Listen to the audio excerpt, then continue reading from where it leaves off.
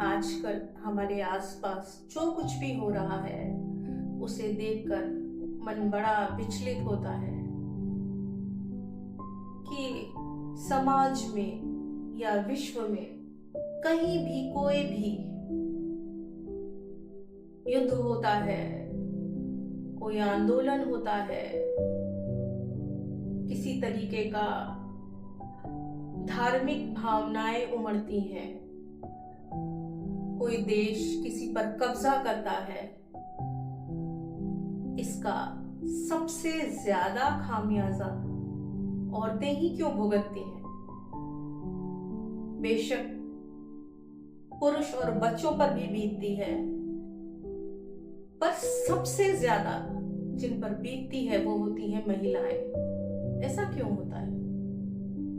कहने को तो हम नए युग में हैं जहां स्त्री पुरुष दोनों को बराबरी का दर्जा दिया जाता है, पर क्या सचमुच में ऐसा है? शायद नहीं,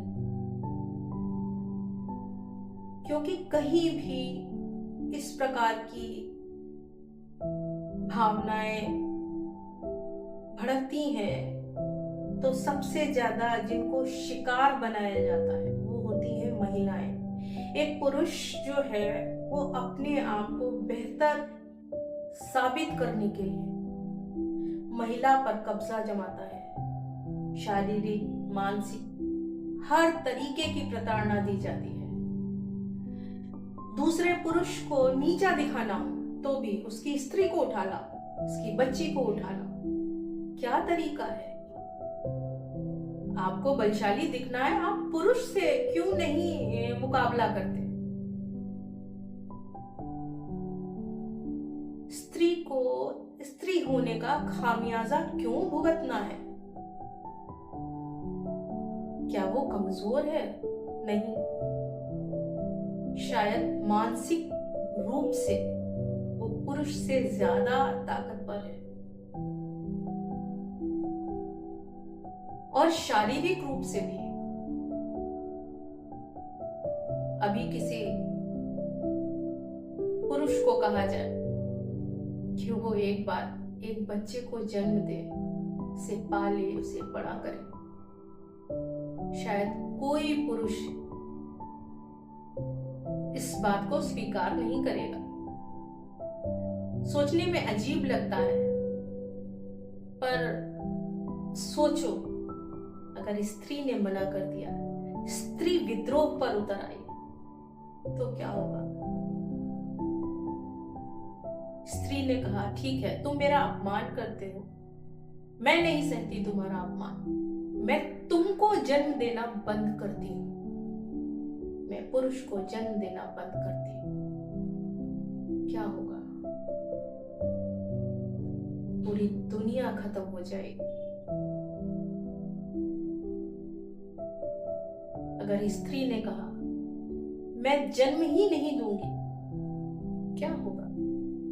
क्या किसी पुरुष के हिम्मत है किसी बच्चे को जन्म देने की? हाँ, विज्ञान तरक्की कर गया है, साइंस ने बहुत तरक्की की है। हो सकता है जो अभी हम सोच नहीं सकते, आगे के कुछ सालों में वो भी संभव हो। पुरुष भी जन्म देने लगे। देकर तो देखो क्या बीतती है।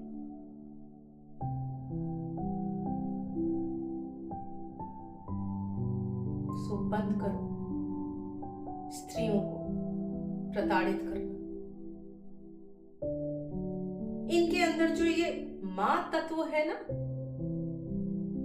अगर इसी तरीके से तुम निर्दयी रहे तो ये तत्व खत्म हो जाएगा।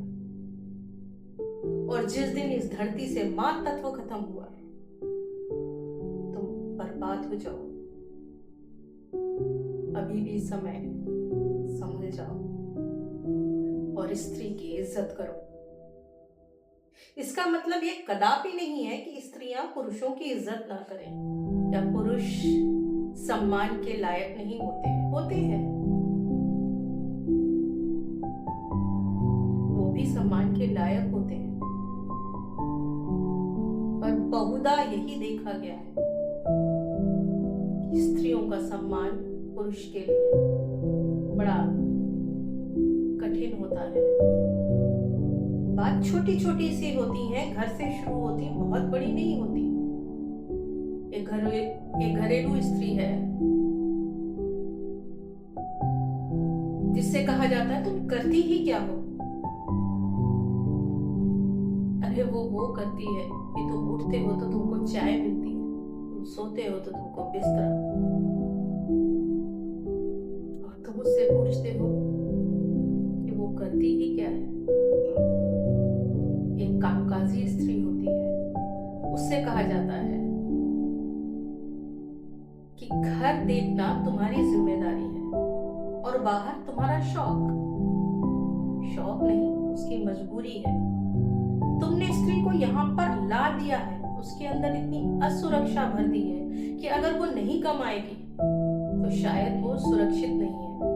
काश कि तुम उस ओहदे पर पहुंचते, किसी स्त्री को, चाहे वो तुम्हारी माँ हो, बहन हो, पत्नी हो, प्रेमिका हो, बेटी हो, कोई भी हो, उसको सुरक्षा दे पाते। अफसोस कि ज्यादातर पुरुष इस मामले में पीछे रह गए। सो समाज बदला, स्त्री बदली, और स्त्री का बदलना तुमको पसंद नहीं आया। अब उसे दबाते हो, कभी उसके कपड़ों पर देखकर टिप्पणी करते हो, कभी वो रात में अगर ऑफिस से वापस आ रही है तो उसके कैरेक्टर पर सवाल उठाते हो। अकेली स्त्री रात में आती बड़ी सहज हो जाती है पुरुषों के लिए।